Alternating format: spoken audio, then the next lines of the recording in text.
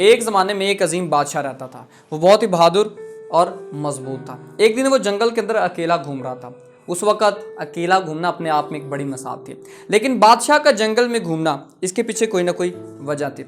वैसे तो बादशाह को उसके वजीर सारी की सारी इन्फॉर्मेशन ला कर देते थे, लेकिन उस दिन बादशाह ने यह डिसाइड किया कि अब मैं अकेला खुफिया तौर पर लोगों के दरमियान में सफ़र करूंगा और जान पाऊंगा कि लोग मेरे बारे में क्या कहते हैं, वो मेरे बारे में क्या सोच रखते हैं।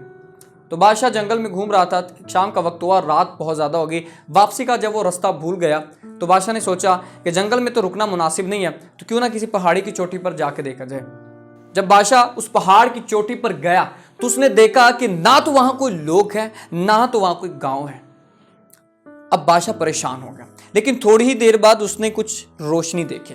तो बादशाह ने सोचा कि वहां कोई ना कोई बस्ती जरूर है, मैं वहां जाकर देखता हूं। तो बादशाह जब वहां पर गया तो बादशाह ने देखा वहां पे एक झोंपड़ी है, छोटी सी झोंपड़ी, और उसके बाहर एक बूढ़ी औरत है जो उसको सफाई कर रही है।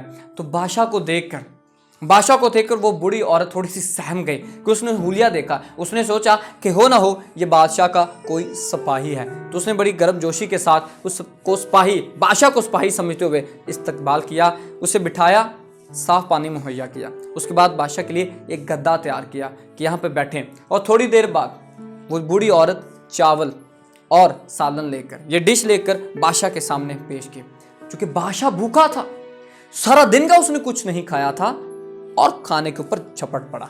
जैसे ही उसने खाने के ऊपर अपनी उंगलियां रखी, उसका हाथ जल गया और थोड़ा सा खाना नीचे की तरफ गिर गया। तो वो बूढ़ी औरत बोली, ओह, तुम भी बादशाह की तरह बेसब्रे और जल्दबाज हो, जो जल्दी जल्दी खाने की तरफ लपके हो, और देखो तो सही, अपना हाथ भी जला लिया और थोड़ा सा खाना नीचे भी गिरा दिया।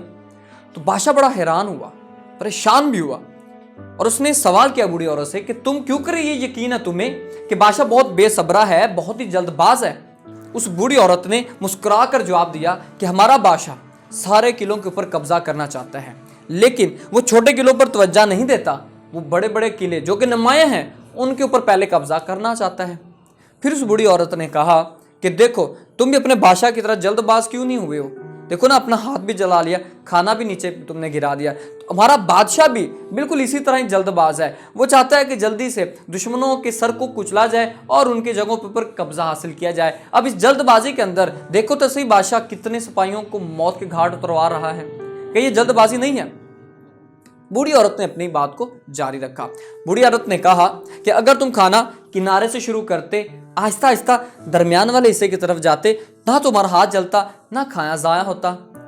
एक बादशाह के लिए सबसे जरूरी अहम चीज क्या है? अगर उसके अपनी ताकत को पुख्ता करना है, वो छोटे छोटे किलों के ऊपर पहले हमला करे, छोटे किलों, गांव या बस्तियों पर कब्जा हासिल करे, फिर वो बड़े बड़े किलों की तरफ बढ़े। इससे क्या होगा? जब वो छोटे छोटे कामों में अपने आप को मनवा लेगा, तो उससे जो बड़े बड़े किले वाले लोग होंगे उनके दिल में आहिस्ता आहिस्ता डर बैठ जाएगा, और इस तरह से एक बादशाह अपनी बड़ी सल्तनत कायम कर लेगा और हर किले के ऊपर अपना कब्जा जमा लेगा।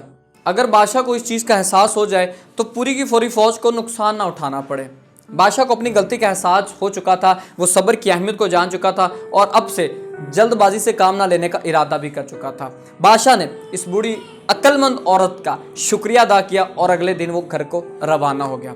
उस दिन के बाद बादशाह ने नए नए मंसूबे बनाए कि किस तरह से वो अपनी सल्तनत को बढ़ा सकता है बजाय अपने नुकसान के।